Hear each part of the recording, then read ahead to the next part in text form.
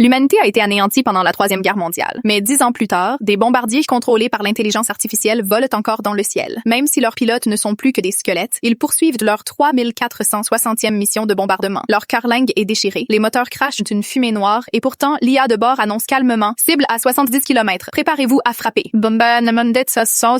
Soudain, le radar détecte un avion ennemi. Mais ce pilote-là aussi n'est plus qu'un squelette. Sans réponse humaine, le système déclenche le mode défense. Dès que l'ennemi entre dans la zone d'action, le bombardier tire le premier.